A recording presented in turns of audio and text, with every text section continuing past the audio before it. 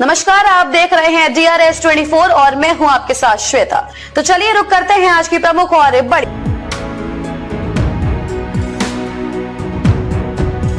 अब आपको बेटी की शादी की कोई टेंशन नहीं लेनी। संस्था करेगी आपकी मदद। आप शादी घर से भी कर सकते हो और संस्था द्वारा सम्मेलन से भी कर सकते हो।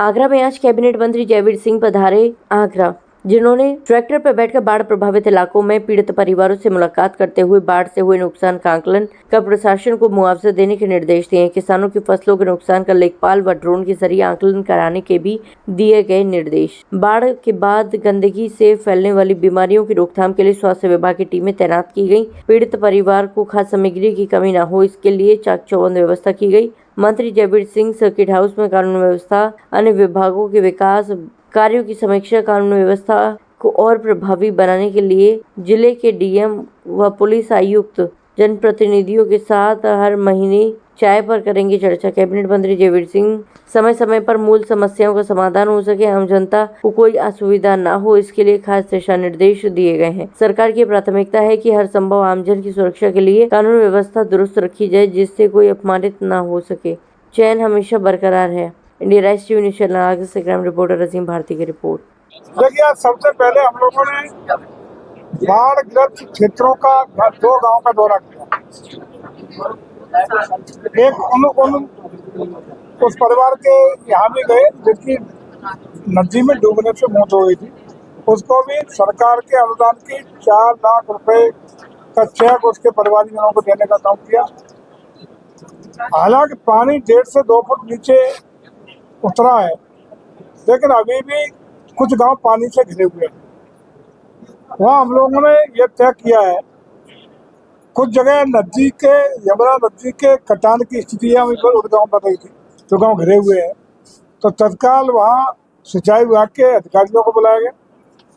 वो स्थान चिन्हित किए गए हैं जहाँ कटान हो रहा था, उनको कटान रुके और कोई घर उसमें नदी में बहने से बच सके, इसकी प्रभावी व्यवस्थाएं आज ही सुनिश्चित करने का काम किया गया। वहाँ लोगों ने बताया, जो गांव बाढ़ से प्रभावित गांव के लोग थे, कि बिजली पूरी तरह बंद होने से उन्हें पेयजल की समस्या आ रही है और अन्य समस्या आ रही है। तो ये सुनिश्चित करने के लिए बिजली विभाग को निर्देशित कर दिया गया कि कुछ घंटे बिजली जो सुरक्षित समय हो, उसके कुछ घंटों में बिजली की आपूर्ति भी सुनिश्चित कराई जाएगी।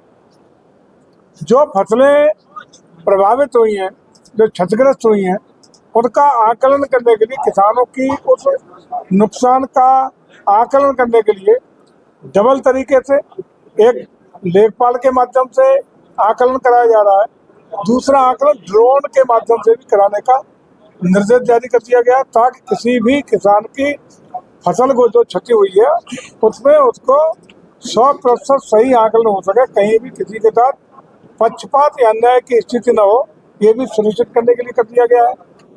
तीसरा, ऐसे क्षेत्रों में जो बाढ़ से प्रभावित क्षेत्र है, वो बाढ़ समाप्त होने के बाद प्राय बीमारियों की स्थिति आती है, तरह तरह के रोग और गंदगी के कारण हो सकते हैं।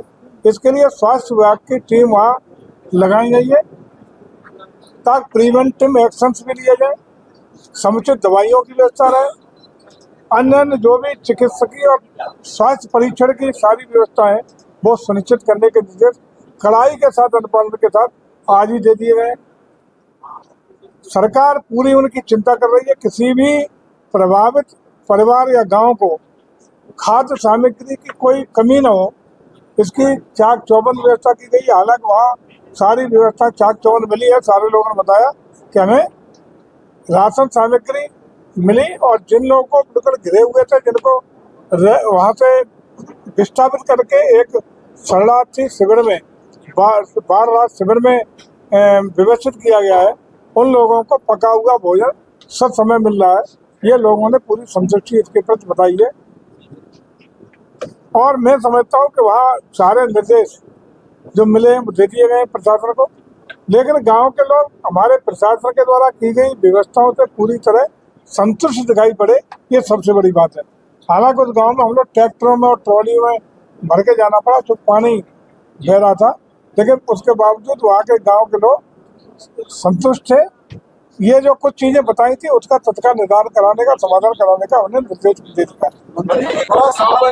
देखिए, जो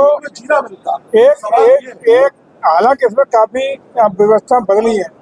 एक तो अब तो एक फसल बीमा की योजना प्रभावी तरीके से अब हर साल उसमें बदलाव करके, क्या पहले जो प्रीमियम जाता था, क्लेम कब मिलता था, ये शिकायत थी, बहुत सारी चीजें बीमा कंपनियों के साथ बातचीत करके सरकार ने बदली है। और मुझे लगता है कि अब पारदर्शी व्यवस्था एक आई है जिसमें समुचित लाभ बीमा कंपनी भी दे रहे हैं जिन किसानों ने बीमा किया हुआ है।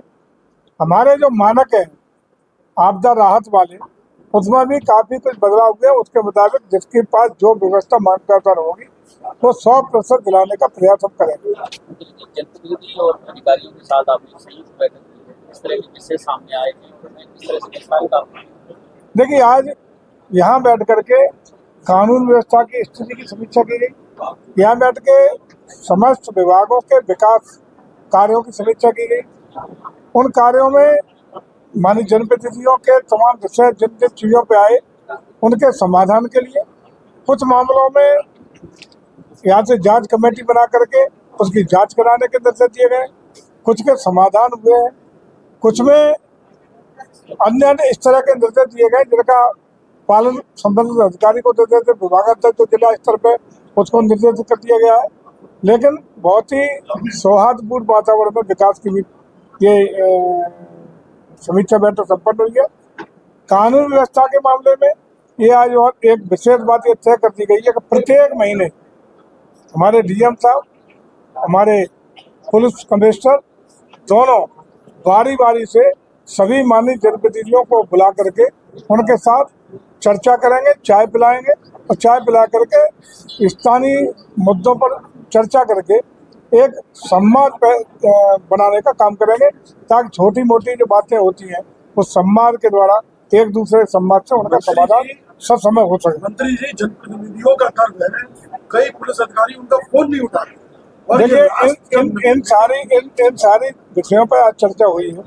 इसी में समाधान जो मैं बता रहा हूँ ये खोजा गया है कि प्रत्येक महीने चाय पर चर्चा होगी, बैठेंगे, ये संवादहीनता समाप्त होगी और उसमें अपेक्षित जो सुधार की संभावना होगी वो भी धरातल पर उतर सकेंगे। मंत्री जी, जो आकलन किया जाएगा उसके लिए कोई समय सीमा तय की गई है, उनको कब तक मुआवजा मिलेगा? जैसे ही अभी जल भराव है, जल भराव जैसे ही रास्ता ठीक हो, वाटर लेवल थोड़ा डाउन आए, उसी के बाद शुरू हो जाएगा। 15 दिन के अंदर यानी 2 सप्ताह के अंदर ये काम पूरा हो जाएगा। दोनों स्तर से स्थलीय निरीक्षण होगा, सर्वे होगा, ये करेंगे क्षेत्रीय लेखपाल, कानून गो और अन्य राजस्व कर्मी, साथ ही साथ ड्रोन से भी सर्वे कराया जाएगा ताकि किसी के साथ कोई पक्षपात की स्थिति न आए।